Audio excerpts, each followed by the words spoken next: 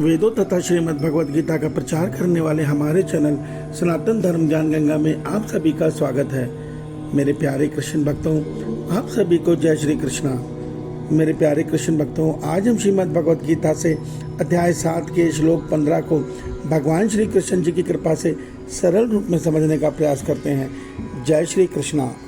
मेरे प्यारे कृष्ण भक्तों, श्रीमद् भगवद गीता के अध्याय 7 के श्लोक 14 में भगवान श्री कृष्ण जी ने अर्जुन के माध्यम से हम सब मनुष्यों को यह रहस्य बताया था कि हे अर्जुन, क्योंकि अलौकिक अर्थात अति दुर्गुणमयी मेरी माया बड़ी दुस्तर है, परंतु जो पुरुष नित्य निरंतर मुझ ईश्वर को निष्काम भाव से भजता है वो इस माया का उल्लंघन मेरी कृपा से जल्द कर लेता है, अर्थात वो माया बंधन को तोड़कर संसार सागर से तर जाता है।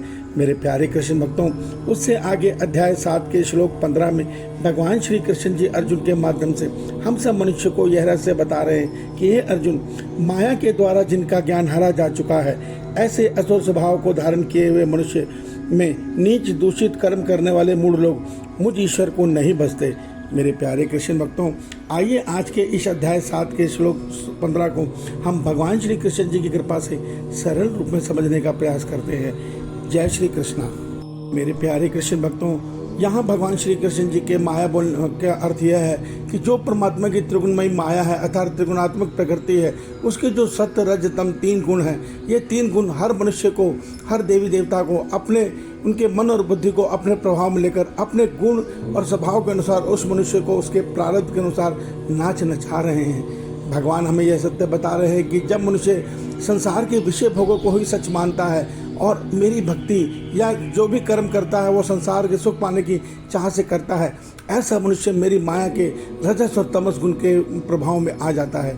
और रजस और तमस गुण का यही प्रभाव है कि जब वो मनुष्य के मन बुद्धि पर अपना प्रभाव बढ़ा लेते हैं तो ऐसे मनुष्य की बुद्धि में लोभ, तृष्णा, स्वार्थ भावना, क्रोध आदि बढ़ने लगते हैं। ऐसा मनुष्य के मन में जैसे जैसे तामस गुण बढ़ता जाता है उसकी बुद्धि अज्ञान से हर ली जाती है और ऐसा मनुष्य ईश्वर की भक्ति नहीं करता, वो ईश्वर को ईश्वर ही नहीं मानता, वो श्री राम जी, श्री कृष्ण जी या उनके निर्गुण स्वरूप ओम को से द्वेष भाव रखता है और वो पीर, पैगंबरों, अन्य लोगों में उनकी भक्ति पूजा करके नीच कर्म करता हुआ पशु की योनि की तरफ बढ़ता है।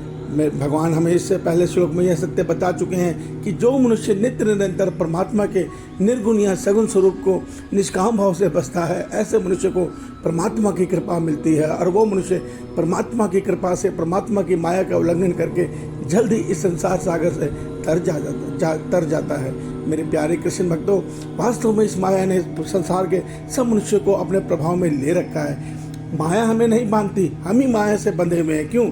हमें संसार के सुख चाहिए और हम भगवान से अपनी भक्ति में माया ही जन सुख ही मांगते हैं। हमें ईश्वर से मिलन की चाह नहीं है। हम ईश्वर को प्रेम तो करते हैं मगर हम ईश्वर से ईश्वर को नहीं, उनके मायावी संसार के सुखों को चाहते हैं। यही हमारी सबसे बड़ी भूल है, यही हमारी सृष्टि आरंभ से जन्म मरण चक्र में भटकने का कारण है। इस सत्य को समझो, अगर माया के बंधन से छूटना है तो ईश्वर की निष्काम भक्ति करो, इसी में हमारा कल्याण छिपा है। ईश्वर आप सबका कल्याण करें। आपका दिन शुभ हो। जय श्री कृष्णा, जय श्री कृष्णा, जय श्री कृष्णा।